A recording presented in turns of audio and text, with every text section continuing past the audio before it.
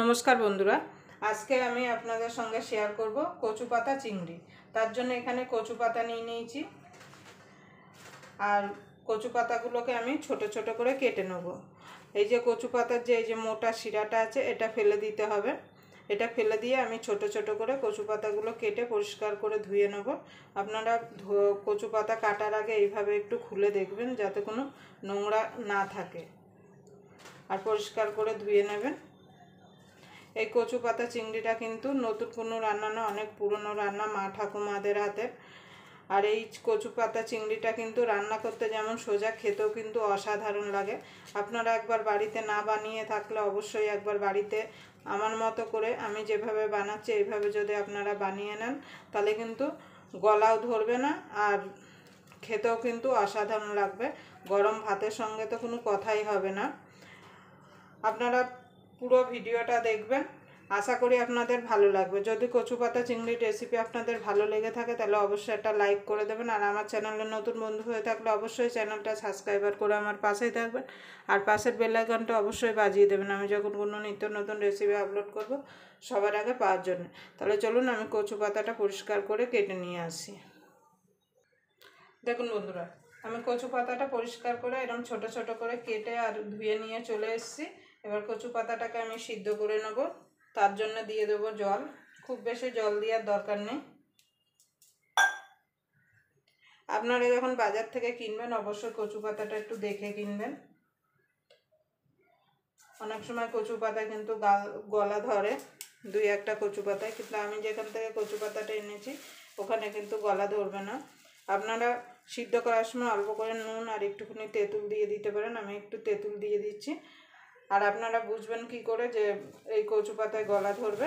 যখন আপনারা কচু পাতাটা কাটবেন তখন কিন্তু হাতটা একটু কুটকুট করবে, মানে হাতটা একটু চুলকাবে, তখনই বুঝবেন কচু পাতা দিয়ে গলা ধরবে। আপনারা তেঁতুল কিংবা পাতিলেবুর রস দিয়ে কচু পাতাটা সিদ্ধ করে নিতে পারেন। এবার আমি কচু পাতাটাকে সিদ্ধ করে নেব। আর এই কচু পাতা চিকনি রান্নাটা কিন্তু দুধ কচু পাতাই লাগবে। তাহলে চলুন আমি কচু পাতাটা সিদ্ধ করে নিয়ে আসি। দেখুন বন্ধু, কচু পাতাটা সিদ্ধ হয়ে গেছে। এবার আমি গ্যাসটা নিভিয়ে কচু পাতাটা সেঁকে নেব। সিদ্ধ করা জলটা আপনারা অবশ্যই ফেলে দেবেন, তাহলে দেখবেন একদমই গলা ধরবে না। এবার আমি একটা মশলা রেডি করে নেব। তার জন্য নিয়ে নেব মিক্সির জার। মিক্সির জারে দিয়ে দেবো নারকেল। আমি এখানে আমার কাছে মানে গোটা নারকেল ছিল, সেখান থেকে ভেঙে আমি ছোট ছোট টুকরো করে দিয়েছি। এবার এটাকে আমি মিক্সিতে ঘুরিয়ে নেবো। আপনারা চাইলে কুড়িয়েও নিতে পারেন। দেখুন বন্ধুরা, আমি নারকেলটা মিক্সিতে ঘুরিয়ে নিয়েছি। এবার এর মধ্যে দিয়ে দেবো হলুদ সর্ষে। আমি দু রকম সর্ষেই দেবো, কালো সর্ষে, পোস্ত,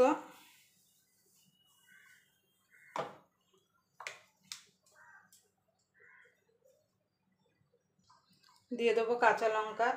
আমি এখানে 4-5টা কাঁচা লঙ্কা দিলাম। আপনারা আপনাদের যে যেমন ঝাল খেতে পছন্দ করেন সেই বুঝে দেবেন।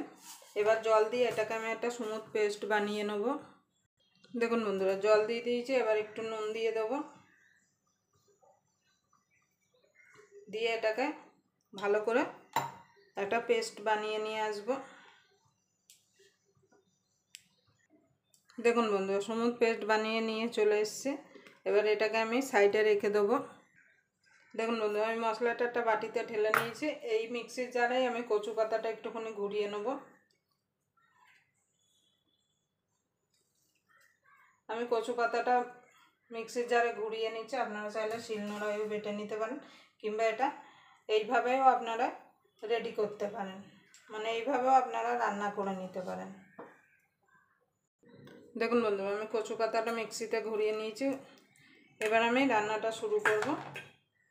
তার জন্য গ্যাস ধরিয়ে একটা কড়াই বসিয়ে দেবো। কড়াইতে দিয়ে দেবো তেল।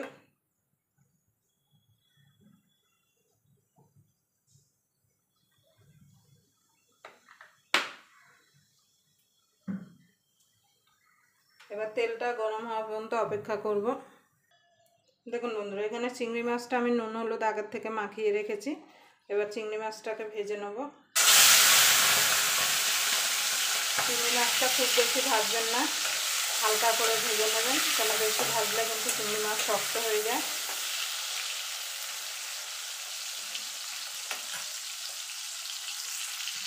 দেখুন বন্ধুরা, চিংড়ি মাছটা ভাজা হয়ে গেছে, তুলে নেবো।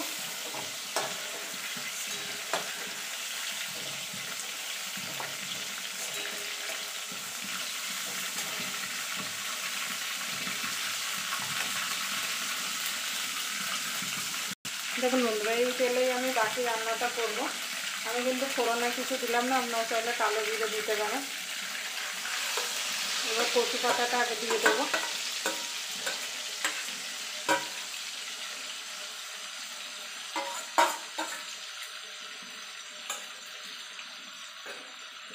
এবার কচু পাতাটাকে মিনিট 2 ধরে একটুখানি তেলের মধ্যে তেলে নেব।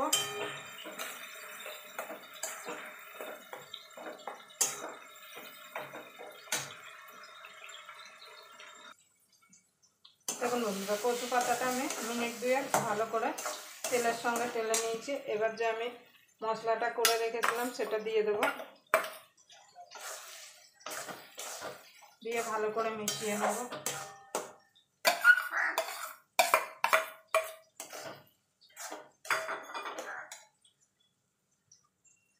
দিয়ে দেবো স্বাদ মতো নুন, কেন কচু পাতা সিদ্ধ করার সময় কিন্তু নুন দেওয়া হয়েছিল, সেই বুঝে এখানে নুনটা অ্যাড করতে হবে।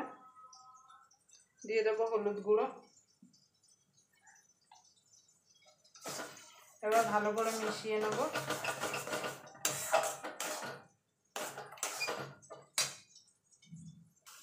দেখুন বন্ধুরা, কচু পাতাটা আমি ভালো করে মিশিয়ে নিয়েছি। এবার দিয়ে দেবো চিংড়ি মাছটা যেটা ভেজে রেখেছিলাম, দিয়ে ভালো করে মিশিয়ে নেব। মিশিয়ে আরও মিনিট 2 এটাকে রান্না করে নেব।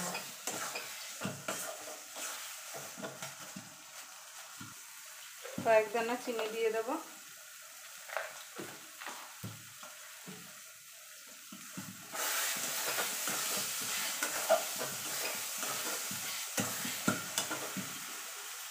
দেখুন বন্ধু, কচু পাতা চিংড়িটা আমার হয়ে এসছে। দিয়ে দেবো 6-7টা কাঁচা পাকা লঙ্কা চিরা।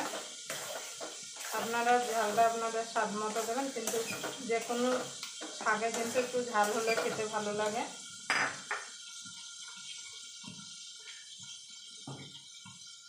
এবার নামানোর আগে দিয়ে দেবো একটুখানি কাঁচা সর্ষের তেল।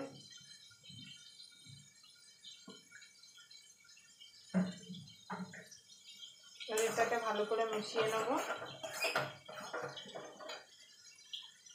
দেখুন বন্ধুরা, কচু পাতা চিংড়িটা হয়ে গেছে। এবার নামিয়ে দেবো আমি।